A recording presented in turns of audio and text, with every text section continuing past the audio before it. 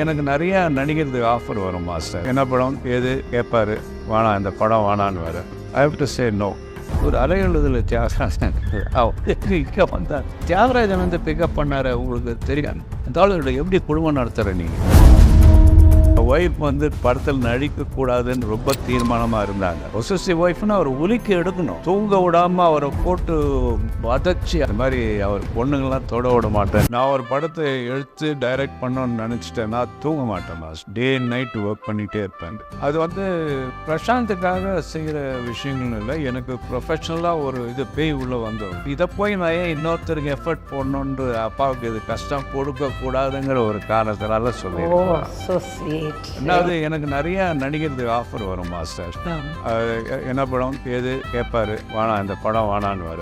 I have to say no. அதே மாதிரி பிரசாந்த் நடிக்க வந்தோன்னா நான் நடிப்பை நிறுத்திட்டேன். அதுக்கப்புறம் வெரி செலக்டிவ் படங்கள் தான் நான் பண்ணுறது. ஏதோ 1-2 படங்கள் அதுக்கு ஏதாவது ரீசன் இருக்கோ அதை போய் பண்ணுவேன். ஒன்லி ஃப்ரெண்ட்ஷிப் தான், அதோட ஃப்ரெண்ட்ஷிப் தான் பண்ணுவதை தவிர்த்து வேறு. அப்பா வந்து பையனை டேக் கேர் பண்ணுறது, பையன் வந்து அப்பா டேக் கேர். அது முக்கியம் இல்லை மாஸ்டர். பெரிய விஷயம். நான் பண்ண கேரக்டர்ஸ் அரங்கில் ஒரு பொசசிவ் பிரதர் ஆக்ட் பண்ணியிருக்கேன். அந்த பொசசிவ்னஸை பார்த்து பயந்தவங்க நிறைய பேர் இருக்காங்க. என்னுடைய ஆக்ரோஷமான அந்த லுக், அந்த நடிப்போம். இது ஒரு இன்சிடென்ட் சொல்லணும். சொல்லிடுங்க. என் ஒய்ஃப் வந்து படத்தில் நடிக்கக்கூடாதுன்னு ரொம்ப தீர்மானமாக இருந்தாங்க.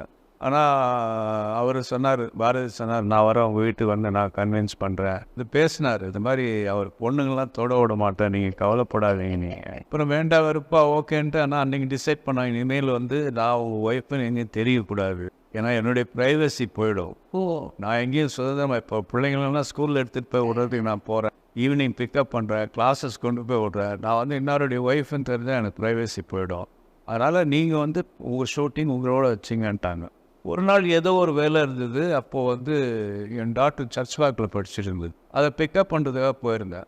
இவங்க கூட இருக்கிற மதர்ஸ் இருக்காங்கல்ல, அவங்கெல்லாம் அவங்களுடைய குழந்தைங்கள பிக்கப் பண்ண வந்தவங்க என்னை பார்த்தாங்க.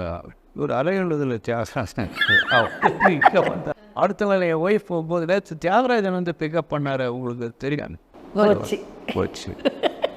உடனே டாக்டர் அது என் அப்பா அப்படின்னோடனே அவன் கேட்குறாரு, அப்படியா இந்த ஆளோட எப்படி குடும்பம் நடத்துகிற நீங்கள் அப்படின்னு. அவ்வளோ பயம். அந்த மாதிரியான கேரக்டர்ஸ் பண்ணி என்கிட்ட பேசுறதுக்கே பயப்படுவாங்கம்மா. அவரா ரொம்ப டஃப் மேனு. இன்னைக்கும் வந்து அவர் ரொம்ப ஒரு பயங்கரமான டஃப் மேன். தியாகராஜன் சார்னா ஒரு டஃப் மேன். கிடைக்காதவங்க வந்து அவங்க அப்பா தான் பண்றாரு கெடுக்கிறேன்னு சொல்றது தப்பு இல்லையா மாஸ்டர்?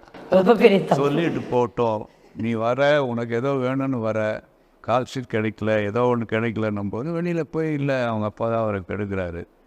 நான் பல படங்களுக்கு நான் போய் பணம் கட்டி ரிலீஸ் பண்ணியிருக்கேன். பல படங்கள், எவ்வளோ படங்கள் மாசி. இப்போ எனக்கு சம்பளம் வராது, நாங்கள் மட்டும் நாங்கள் சொந்த காசை வச்சு அத்தனை படங்களை ரிலீஸ் பண்ணியிருக்கோம். இது வரைக்கும் வெளில பேச கடைசியில் அது கெட்ட பேர் தான்.